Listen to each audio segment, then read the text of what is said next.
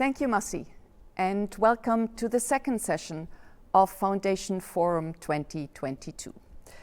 In this session, we will look at the future of work, and as Massi has already indicated, we will establish whether it's dark clouds or silver linings that will prevail.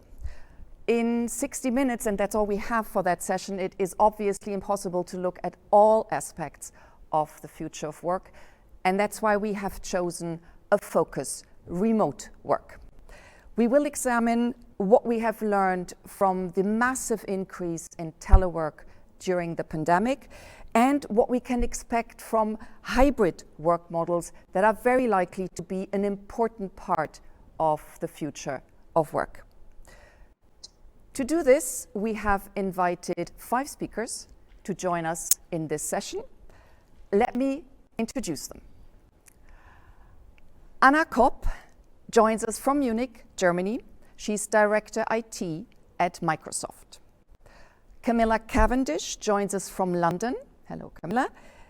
Camilla is a contributing editor and columnist of the Financial Times. Albert Kruft joins us from Germany. Albert is the advisor of the Central Works Council of Solvay, Germany, and the secretary of Solvay's European Works Council. Carlien Scheele is the director of the European Institute for Gender Equality, EIGE. She joins us from Vilnius in Lithuania.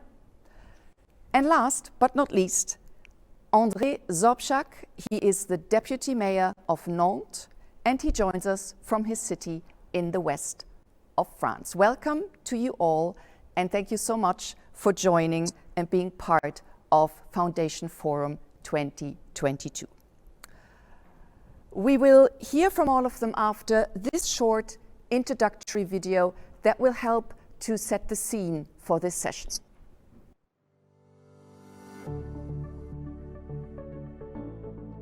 Since 1990, Eurofound's European Working Conditions Survey has analysed the working conditions of EU employees and the self-employed. In 2021, the COVID-19 pandemic meant face-to-face interviews were not possible. Over 58,000 workers in the 27 EU member states were contacted by telephone to understand the kind of working conditions they were facing during the pandemic. The 2021 findings are preliminary, but confirm that, while around 1/3 of employees, 35%, continued to work from their employer's premises, 12% worked exclusively from home, at least some of the time during the pandemic, and that women were more likely to work from home than men. Unsurprisingly, working from home was more prevalent in some sectors. While most workers in commerce, industry and healthcare still went to work, those in financial or other services were most likely to work from home. Managers and professionals, but also clerical support workers, experienced the highest share of remote work. 22% of managers in financial services and 30% of professionals in other services worked from home all the time during the pandemic. How did people find working from home? Many workers highlighted positive aspects like better work-life balance. For those with children at home, almost 40% felt their working hours fit in very well with family or other commitments outside of work. At the same time, higher levels of autonomy when working from home brought challenges. 25% of those working from home reported working during their free time daily or several times a week, and remote workers were more likely to work long hours. Higher levels of physical and emotional exhaustion were reported by those who continued to work from the employer's premises. But levels of anxiety were higher among those working from home, with 37% suffering from anxiety over the past 12 months versus 30% not working at home.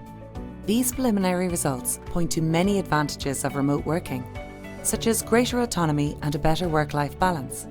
But risks are emerging too, with longer and more irregular hours, the loss of social connections, and a blurring of boundaries between work and life. What is clear is that if remote work is here to stay, it will be critical for policymakers to consider the benefits, but also address any risks.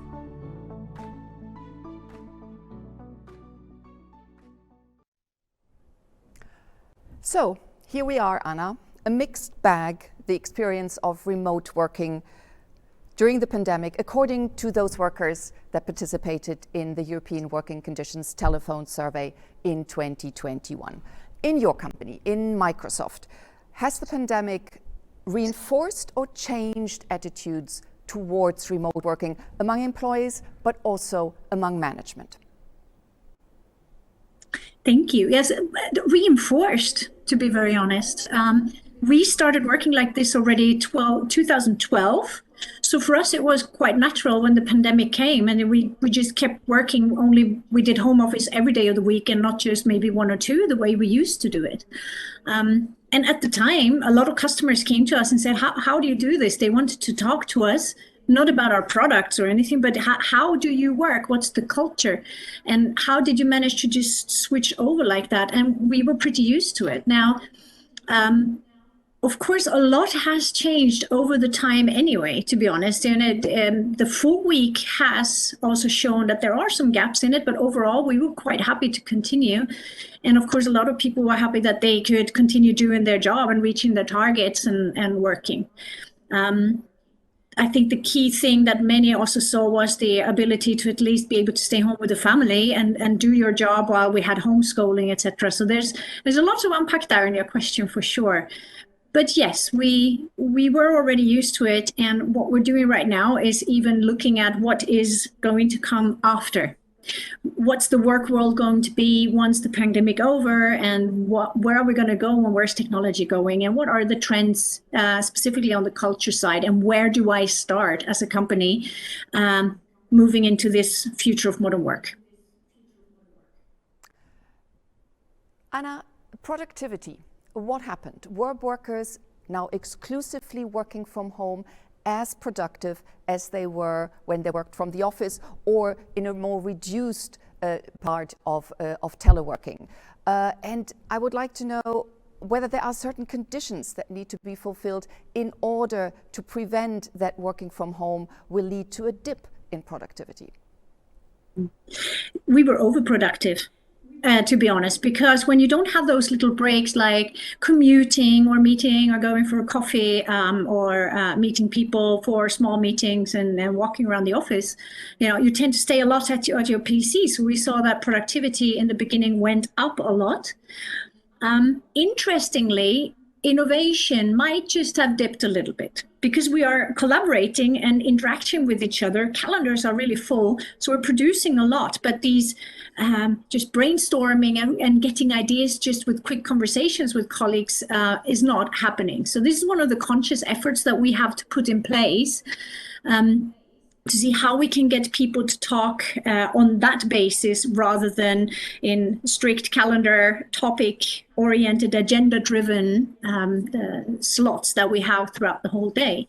And of course, at some point, when it comes to productivity with a really full week, is that as much as we want to produce and be efficient, there's only so much that you can do with your energy. So you have to conserve the energy and prioritize really well. And moving into the future, we think that we need to balance that out a bit. So one of the things that we have started doing is we never have any 1-hour meetings and never half-hour. It's always 25 or 50, just to make sure we balance out that people get to stand up and do other things or walk around a little bit, and making sure people take their breaks as well, because productivity was not the problem at all.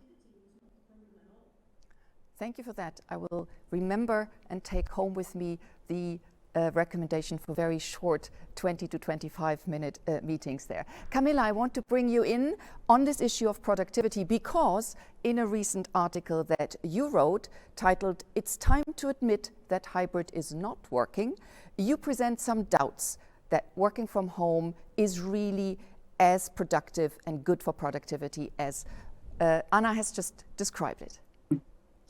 Yes, so I think what we saw in 2020 was what Anna's described, which is actually many people worked longer hours. And certainly people were reporting that they were more productive. It's possible since then to get a slightly more nuanced picture, to be honest, because a lot of the initial studies were based on looking at when we were logging on and off of our computers, which actually didn't necessarily reflect how many hours we were doing. It also didn't reflect the number of meetings we were having. So I'm delighted to hear from Anna that the right target is 25 minutes. There was a very interesting study in Japan, which has found that actually productivity has fallen substantially in Japan from home working. There was another very interesting study of 10,000 professionals in a big tech firm, which found that although people were working harder, output was falling. And one of the reasons was because a lot of us are having more meetings in order to try and coordinate and schedule. And I think one of the things that has become at risk in a way is the element of trust. Back in 2020, I don't know where you were all working, but I was doing various different jobs, one of which was entirely on Zoom, but largely with people I already knew. And I think most of us were working with people that we knew, we built up trust, we shared the organizational culture and values. Going forward, especially with the Great Resignation, we're seeing a lot of churn, a lot of new people coming on. And one of the questions is, how are we going to build that kind of trust again with those people? Because if we don't, we may be spending even more time with internal emails and meetings trying to schedule and check on people, which is really not the right way to go forward. So Camilla, what you're saying is that it really depends a little bit of which group of worker you are. Is it an established employee in a company that is now working remotely most of the time or very often, or is it a newcomer to the company? Would you agree that there is a difference? Yes, I think that's one of the differences. I mean, most CEOs I speak to are all worried about the most junior people. I mean, all the kids who are graduating into the labour force really do need that kind of role modelling. They need that contact with senior people. I personally think that leadership in any organisation now has to be about being very present in the workplace. I think the irony is that some of the most senior executives have the nicest homes and the nicest home offices, and some of them have been really quite reluctant to come back in, but they're probably almost going to need to be more present. And one of the other reasons for that is that as a leader, it's quite hard to take the temperature of your organization if you're just in formal meetings. And I think we've all found, I mean, to Anna's point about innovation, Zoom is wonderful, but it destroys serendipity. And a lot of us have felt we're only seeing the people who are in our immediate team. Now, that means that you don't have those lateral conversations. For leaders, it means they can't just have that informal chat in the corridor. I mean, my first job was at McKinsey, and I remember that one of the senior partners used to pop into my office probably once a month and just have a chat. And I now realize that what he was doing was walking the corridors and finding out what was going on in a very informal way. Now, if I have people working for me and I was to schedule a formal meeting with them, they would panic. So I think we need to retain a bit of that serendipity. Very interesting. I think that's absolutely correct to imagine that, of course, if you pass a person in the corridor, you get a feeling of how well he or she is, and if that is no longer possible, if all the interaction is on screen, much more difficult to gauge the level of well-being of employees in the company. Let's go to a touchy subject, or maybe touchy subject, Anna, monitoring of employee performance in a remote working situation, surveillance, etc. What was your experience there, and what do you think the risks for the future are? I want to build on what Camilla just said, trust, how important trust is in this new world. And we're moving into, it's going to be a future where the ideal manager and the ideal candidate are different from what we might have expected 20, 30 years ago, where we wanted people to be punctual and you wanted to monitor what it is they were doing. We can probably not do that in that extent, and it's also not meant to. Now, there's two things here, and one is, when you have and establish that trust, are you monitoring performance or are you monitoring behavior? And those need to be separated. We as a company, we have a works council that we partner really closely with, and they were instrumental for our success over the last 2 years for us to be able to drive the workplace forward. And making sure that our employees also had the mental health and resilience that they needed. And one of the things you're not allowed to do in Germany without co-determination from the Works Council is behavior tracking. And the way we track or measure performance, of course, for a salesperson is quite easy because he needs to hit his number. They got the quotas and it's pipeline and forecast, and you do your number, you sell, and then you have that total number. Obviously, that's one of the easy ones that you are allowed to track because the bonus system is tied to that. But for example, if you do have trust, and I see an employee that after half the year is tracking way above 50% of their targets, I do not care if they're punctual. I don't need to track their behavior because I trust that they want to do a good job and they want to hit their target for the year. So that also, if you're peeling back the onion and this trust, how do you build that? And I think many managers were maybe not trained for the last 30 years to work in this kind of way. So what we did was taking our managers, the middle management, by the hand, explaining what you're allowed to do, what you're allowed to track, and what you should coach on. Because it's not just about asking questions, how are you doing this, or this, but saying, how's it going with your customer? How's it going with that launch? Do you need my help? What's the status? What are the blockers? So moving from controlling to coaching is really important. And then if you get that trust established, you will not feel the need to track behavior like being punctual or are they sitting at their desk all day, because the performance is there, the quality, the impact, and the outcome. Thanks very much for sharing that, Anna. I want to keep in this area of how well are managers prepared for this, because both of you have mentioned the difficulties of, I would call it, of keeping it all together. So the risk of a disconnect from the company or the organization you're working for, the diminishing loyalty, the loss of social capital in companies because of this disconnect. Are companies ready to tackle this? Are we prepared enough?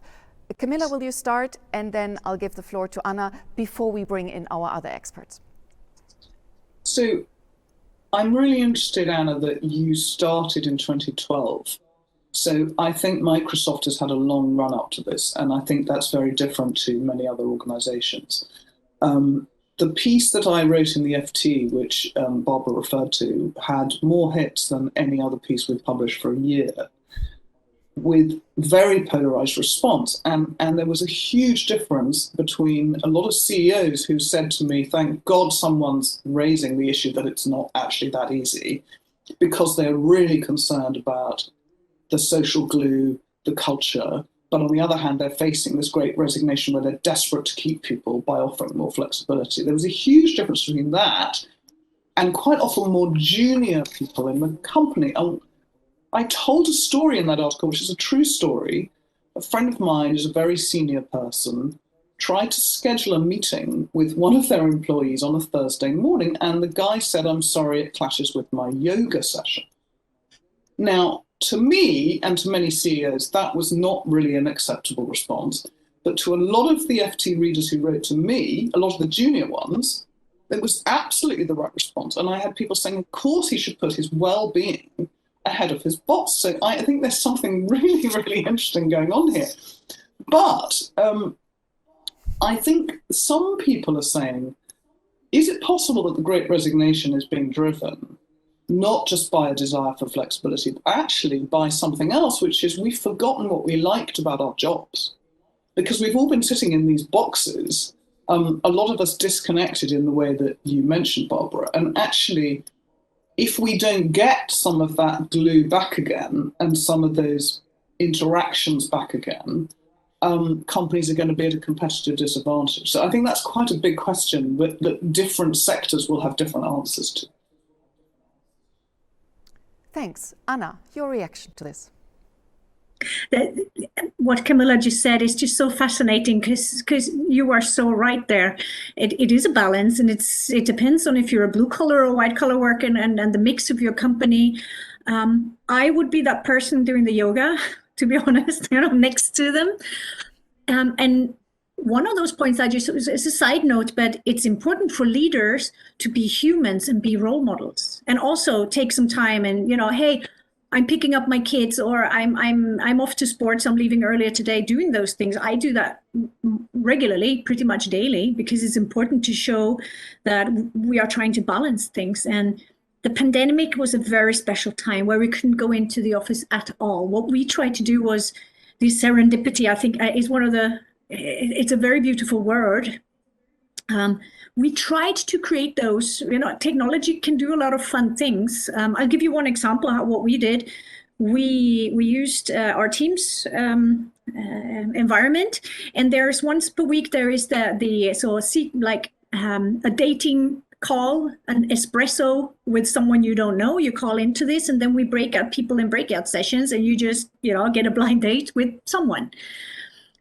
Just to see, who is, I've seen you around, or I haven't seen you for ages, or ex-colleagues. You keep kind of bumping into people in these calls. So there are solutions, but I feel they don't replace the real interaction.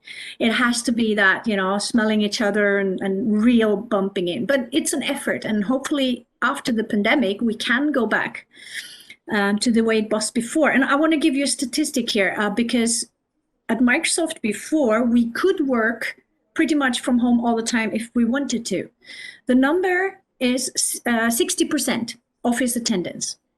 So even if you had the full freedom, people still came in 3 days a week and worked from home 2 days a week. You don't go to work, you can really get some stuff done, but that was the choice of our employees. So we have that number very clearly, 3 to 2. And at the time, we had anchored in the language, you are in the office and you're telling people, I'll be working from home on Friday. Maybe for many companies, this will turn around. You're working from home 3 days and you tell the others, hey, I'll be in the office on Thursday. Anyone there for a coffee? So we will see how that pans out. But I do think that even if you could just possibly work from home all the time, people will still go to the office because they see a purpose and value, meeting people, technology that they need to do certain things. So I'm very positive on the outlook here. On the actual question there, just to make full circle, many companies might not be there yet because, yes, we did start early. But that's why it's important to me to talk about it, that it really works, and for companies to try out and be more courageous about testing different models. And I also see things like flexible work models, job sharing for mothers, for example, that's just slowly coming. There's a lot of new flexible work models that we could try out to expand the scope of just home office and office. Thank you so much for these insight and these very concrete examples from the company level. I think that's always very, very useful. I will bring you back in later on, but we are now bringing in our 3 other experts. And I will start with Albert Kruft, because I would like to look at things from the worker's perspective, or in this case, even the perspective of a worker's representative. So your company, Solvay, is a science company in the chemical sector, operating globally. How prepared was Solvay for the challenge of remote work during the pandemic? Yeah. Hello, Barbara. Thank you to be here. Yeah, Solvay, as you mentioned, is a chemical company. We have our production sites, and it's impossible to work remotely, but we have also admin sites and our headquarters. And I can say we weren't prepared because, we don't use Microsoft, sorry, Anna, but we use Google, and every program has a tool for like Google Meet or Teams. So, but we didn't use it. We had it, but we never used it. So, and then with the pandemic, we start to use Google Meet. And we had a big problem with our VPN. So normally you have to be in the private network of the company, but this network wasn't prepared for so much users. So first we have to fix such problems, and it takes us some weeks, but then it works. But then nobody was prepared to work with Google Meet. It was a real nightmare at the beginning. But then we got also the advice from the governments that we have to send people at home, that they should work from home. But at this time, there was also a shortage of notebooks, so that we could provide notebooks to the people, that they could work from home.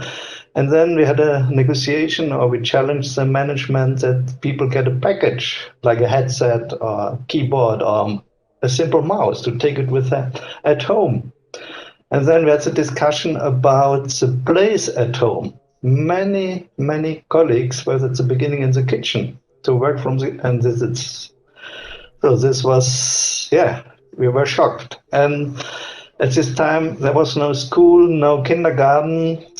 Little child was walking around during the meetings, so it disturbed. And I think, especially for women, it was a hard time. But after some months, Solvay says, okay, they change from the doubts. Many managers have doubts to work from home, but now they have seen it's possible. And then they say, okay, let's make us an agreement that people can work from home between 1 and 4 days, depending with the conversation from the manager. And we found solution, and we made also agreement. I'm also from Germany. We made an agreement for Germany that people have the right, employees, to work from home between 1 and 4 days. And we negotiated also about a lump sum, that they could buy a chair or a desk. So this was all new things for us, but now it's a normal. And we spend also a lot of travel expense. So a normal meeting have to be face-to-face. And I never forget, we have our first European Plenary Works Council meeting remotely. And also our CEO was in. And one day later, she called me. I couldn't see any emotion of the members. We should do it next time. We should do it face to face. So I think it is a journey. So now we are more fine with these tools, but nevertheless, I, as an employee representative, I need contact. So I can do remotely a meeting if I know this person well. So first you have to build relation, you have to build trust, and then it's easy to do it remotely. Now we have a weekly remote meeting with our select committee of the European Works Council. It's easy. Also with the whole European Works Council, a monthly exchange.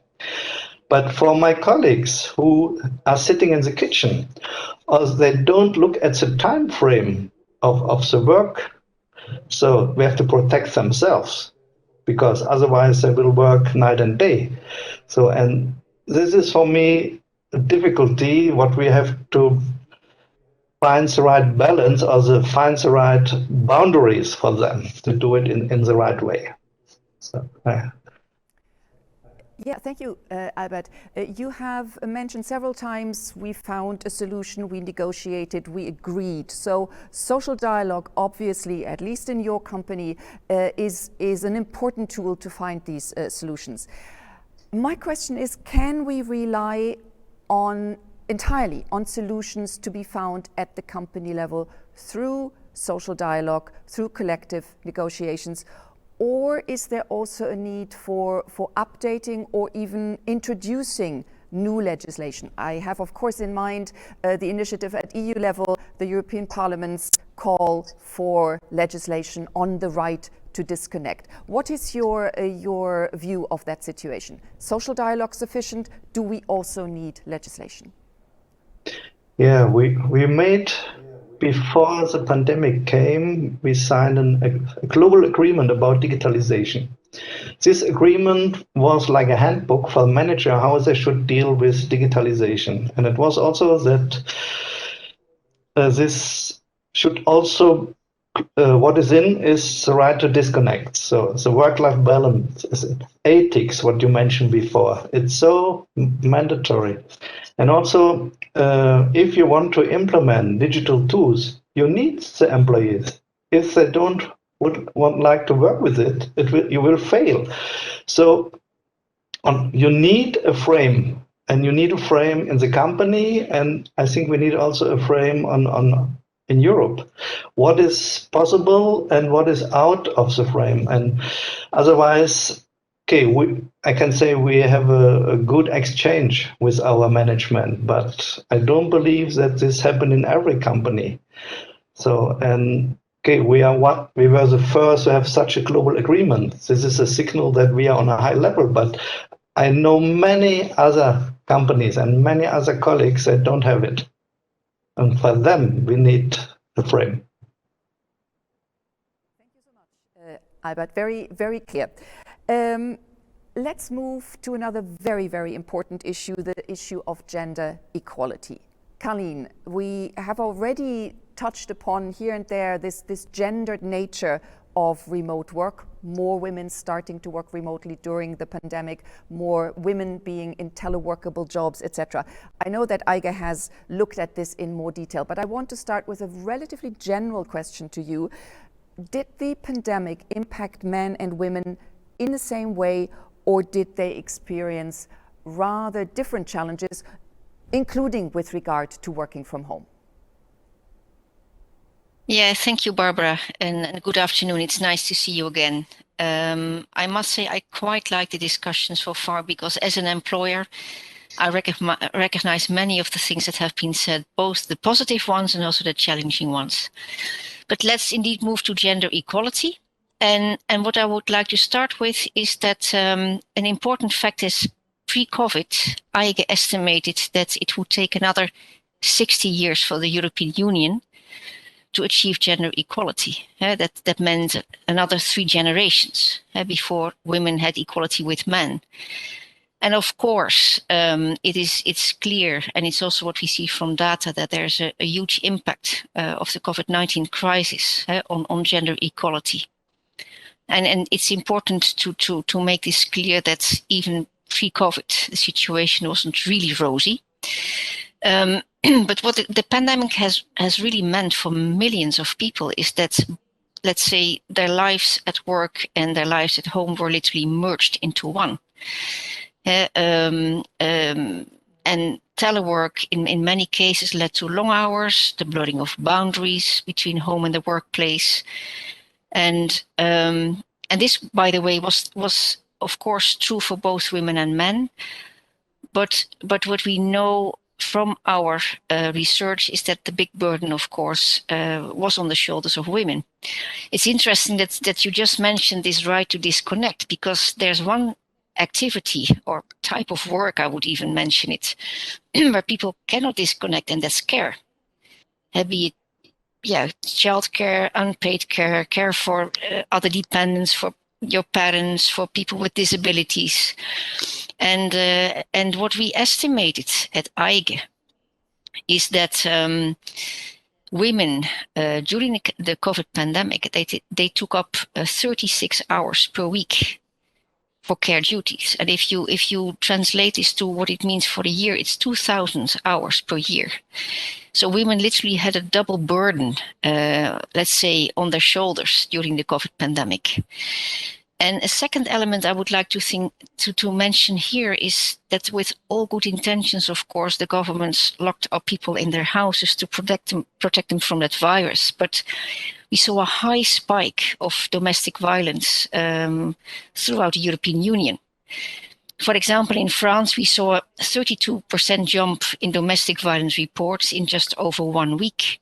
And Lithuania, the country where my agency is based, observed 20% more domestic violence reports over the 3-week lockdown period compared to the same period in 2019. So these 2 elements are really important to mention. And as we recover from the pandemic, luckily, we have to make sure that women are not pushed back into the domestic sphere. And I think, that's what I would like to share here. Thank you.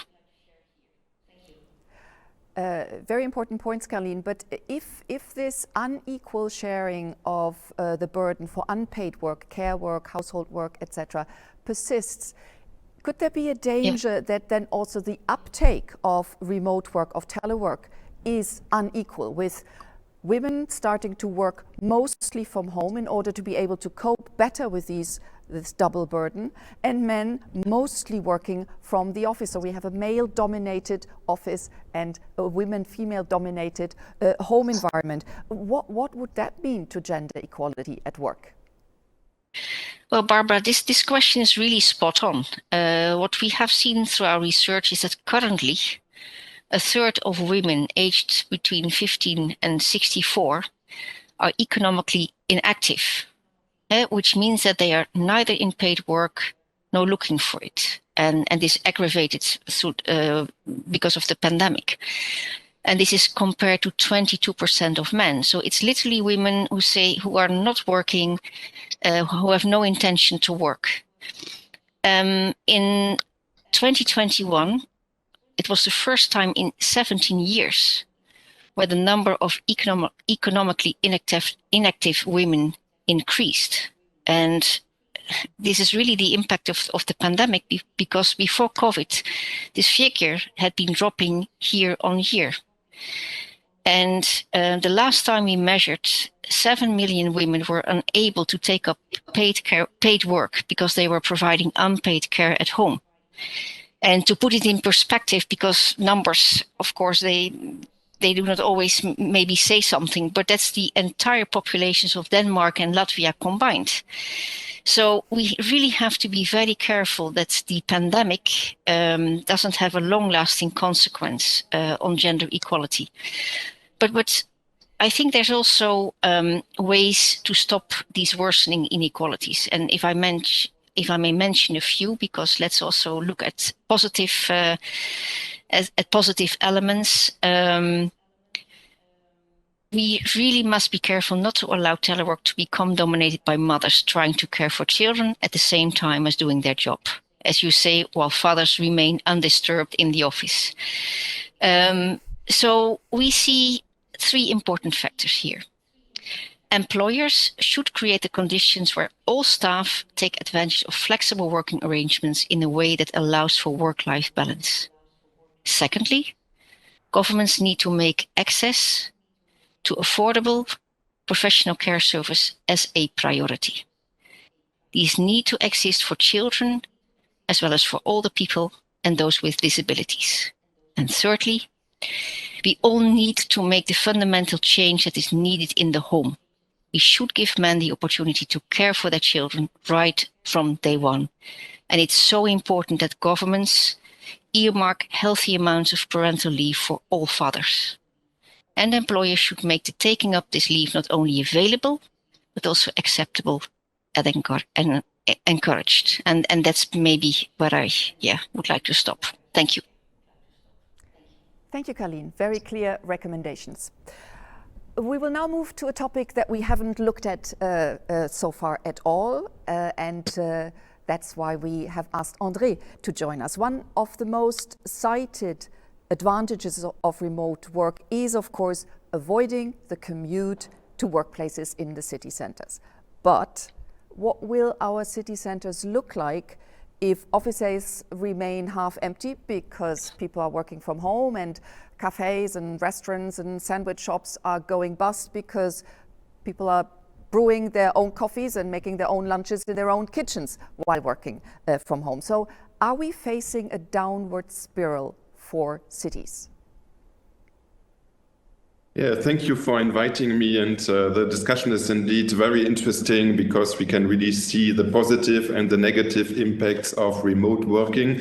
And we as cities are, of course, in the front line of these different impacts. In Nantes, we are working closely with other cities in Europe. We are part of the Eurocities network, so I'm going to talk about what we are doing here in Nantes, but I'm also sharing more widely what cities are trying to do in order to find a way to encourage the positive impacts of remote work, but also to handle with the negative impacts and try to reduce them as much as possible. As you mentioned, indeed, a lot of cities, and here in Nantes also, before the COVID crisis, we tried to see how we can promote remote work because it was a way of reducing, of course, traffic lamps and the impact on the environment by reducing transport, and also it was an expectation from a certain number of employees already before, of course, the COVID crisis. And we try to develop some good practices for companies trying to handle, for example, the effect that workers' representatives should be involved in defining rules at the level of the companies. And as we have a lot of small and medium-sized companies, also to try to see how we can maybe find some rules at the level of sectors or at the local level, at the level of cities, for example, to make sure that, for example, the specific situation of women are taken into account as well. Of course, the COVID crisis has increased all this pressure, and we had, for example, here in Nantes, between 30 and 40% of all our workers that were working from home in a very short time frame, and we had to support them because not all of them had the equipment. We were mentioning the fact that some people don't have offices, of course, to work from home, but even sometimes the Wi-Fi connection was not so perfect in certain homes, of course, or they didn't have enough computers for the whole family, for example. So we did a lot of work to support them. And of course, we were thinking about, as you mentioned, how we can handle the impact of our cities. Actually, today we have 15% of the companies in Nantes that say that they are going to reduce their office space. Which on the one hand can be something positive because then we can have more space for apartments, for example, because in a lot of cities we are suffering from not having enough space for the people to live and have affordable housing, of course. But it needs to rethink the way how we can organize our cities and maybe to develop cities where you can have very closely together housing, working, and shopping and leisure activities to reduce transport, of course. So it's a whole way of transforming our cities to take into account also these different elements at the same time. And of course, we need to do it with all the different stakeholders. So what we try to do here in Nantes, but again, also in other Eurocities members, we have the same ideas. We try to organize a dialogue with the different stakeholders and to see how we can actually manage this transformation and find new solutions. And maybe I want to give one example that we have launched here in Nantes with some companies, in particular SMEs.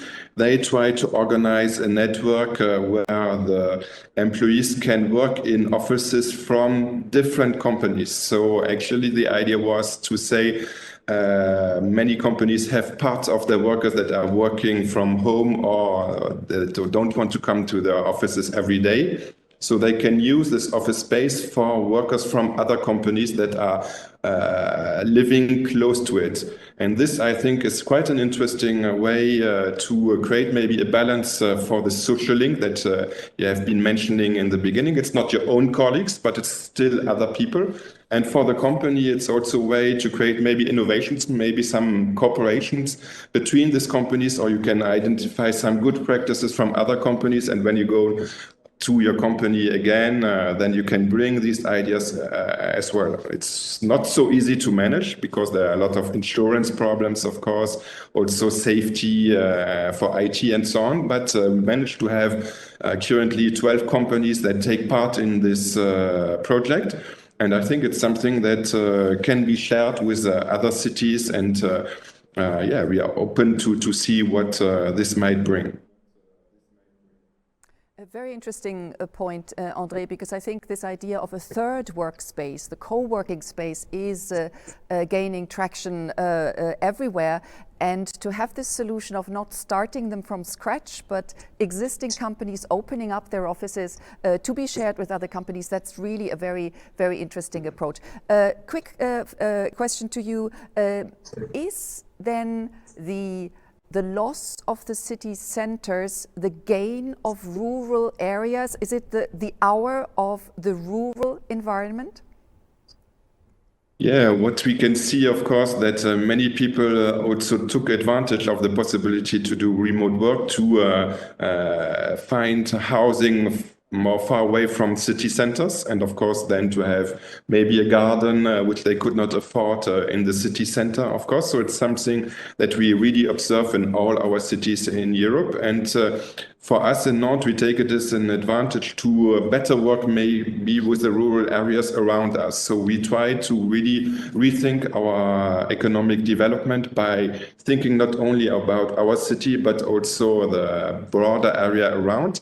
And sometimes if we have some companies that we would like to attract to Nantes, we say them, don't try to find a place in the city center, but go a little bit more outside the city center. And even if it means that we won't get the taxes from this company, but we think that it's interesting because it will also offer this company maybe to have more space, and for the employees also to be able not to live in the city center and still be close to the companies. So it's a challenge again, but it's also an opportunity, I think, to create new alliances between big cities and metropolitan areas and the rural areas around us. And I think it's also one of the challenges, because we cannot continue in a way where we concentrate all the wellness and the economic dynamism in city centers, and then to have the rural areas that feel apart, because there are still people living in these areas as well, and we don't want them to commute day by day to the city centers for the work. They can, of course, come for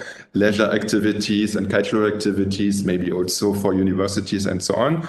But for working, I think it's interesting also to share opportunities all over the territories. Thank you so much, André, for bringing in this angle, the future of cities and rural areas, in light of a move towards more hybrid work arrangements.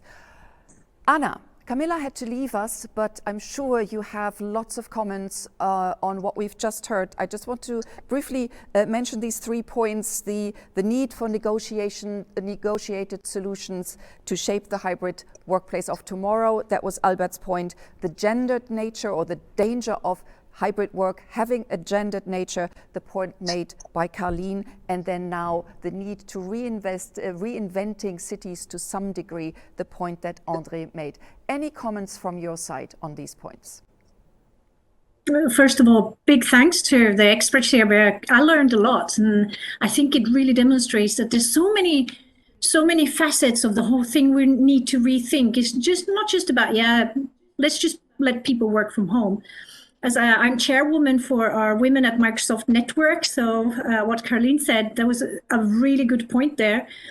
If you're looking at women's networks and gender equality activities, very often there's loads of women in a room saying we need more women in the workplace, and that's not where the action is that we need to take, is with the men. I come from Sweden originally, and we have a very good balance in Sweden when it comes to childcare.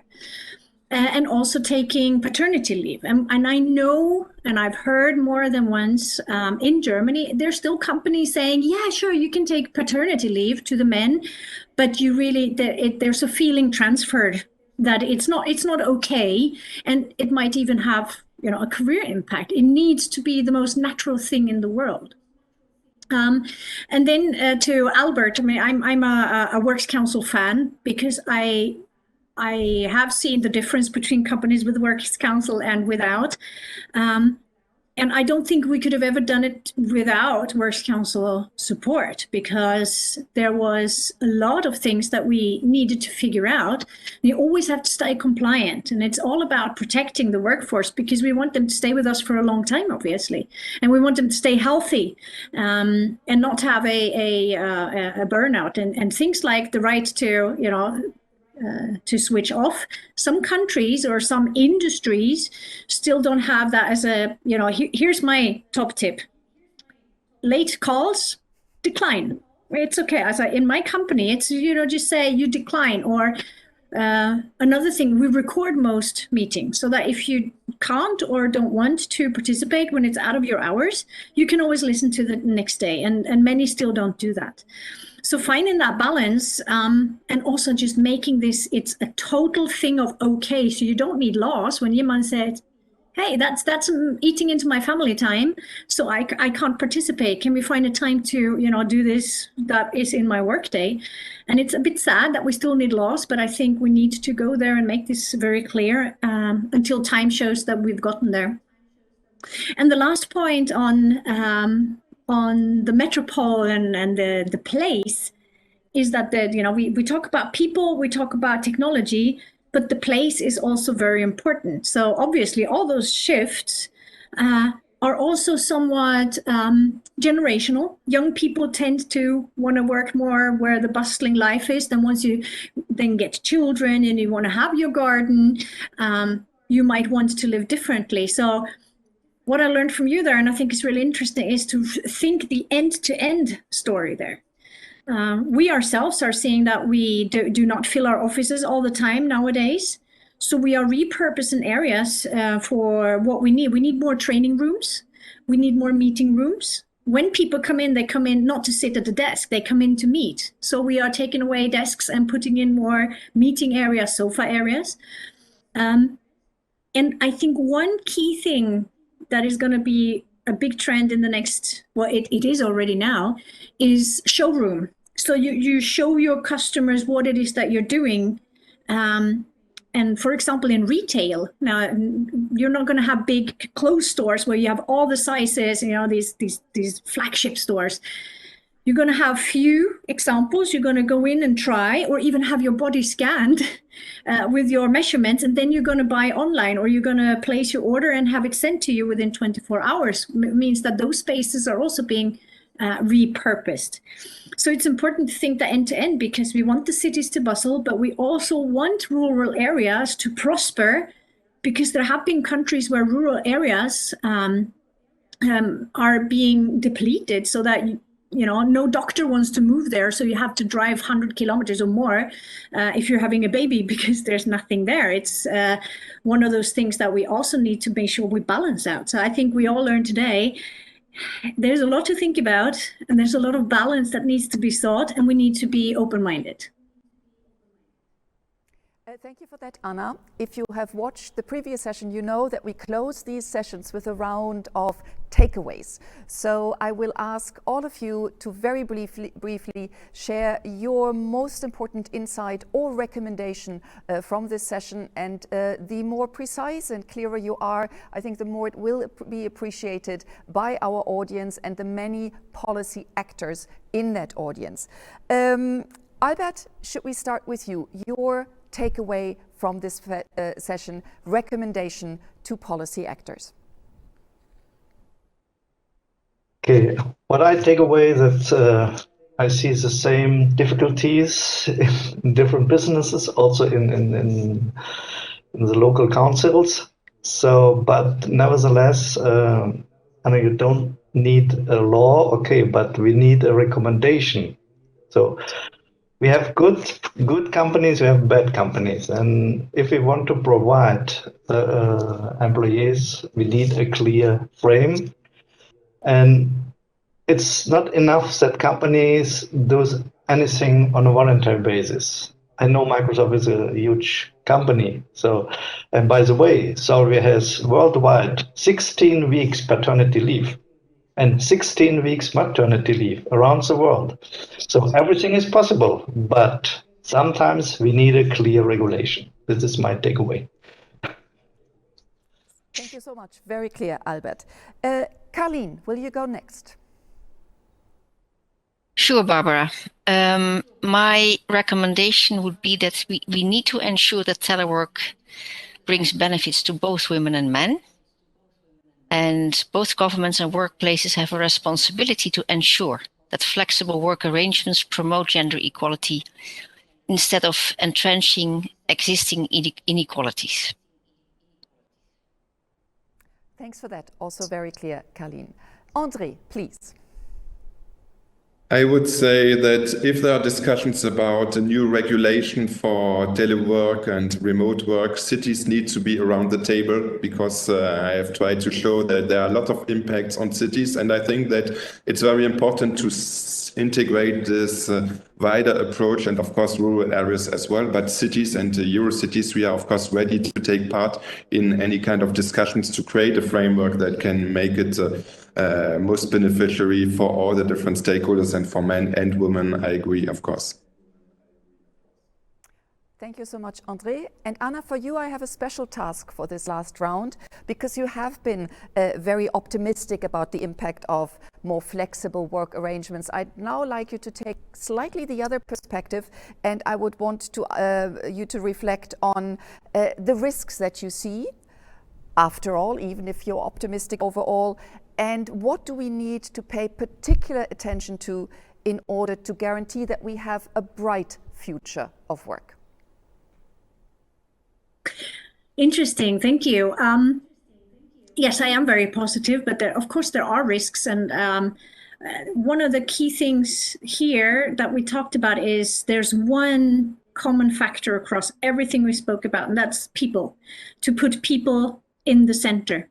And the risk is, of course, that gets forgotten once we need to recover as markets have gone down lately, for example, because corporations and companies are only as good as the people that they have in the company. But the risk is that we're trying to overproportionally, win back the growth that we might have lost in the last few years, and that would just possibly be on the back of the people and the employees. Number two, the risk is you've heard this, the talent. You need to win the right talent for your company, and we do not have enough talent out there. So companies are right now bustling to hire, young people from university and the people with the right skills.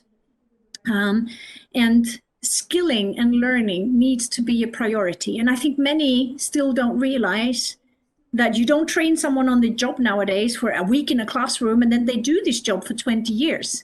We have to learn all the time, and learning costs money. And that's a risk I see, that the investment is still not there to help people to put learning into place. And that's one of the things every company needs to focus upon, to give learning. Young people nowadays, when they're hiring with you, they're asking, what can I learn in your company? What certifications can I do? How can I further myself as a person and grow my career and grow my skills? So that's the second thing that needs to be invested in. And the last thing, as I do have to mention again what Carlien said on the risk on the gender equality, but just general equality. I love that you also kept mentioning people with disabilities. I hope that we can look into a future where there's a workplace for everyone and that we take everyone into consideration. That's inclusion. And I think this is going to become bigger and bigger, because we will need women, people with disabilities in our companies, not just for our own sake to have diversity in our workplace, but it mirrors our customer base, because everyone has all the people are people. So with that, not forgetting when it comes to equality and workers and the workforce, that there are a lot of groups out there that we need to make sure we bring on board. And that's something that I see is just starting, but we should be so much further now. Thank you so much, Anna, for sharing these thoughts. Thanks again to all you as having joined Foundation Forum 2022 and this session on the future of work with your advice and insights. Thanks to Anna Kopp, Camilla Cavendish, Albert Kruft, Carlien Scheele, and André Sobczak.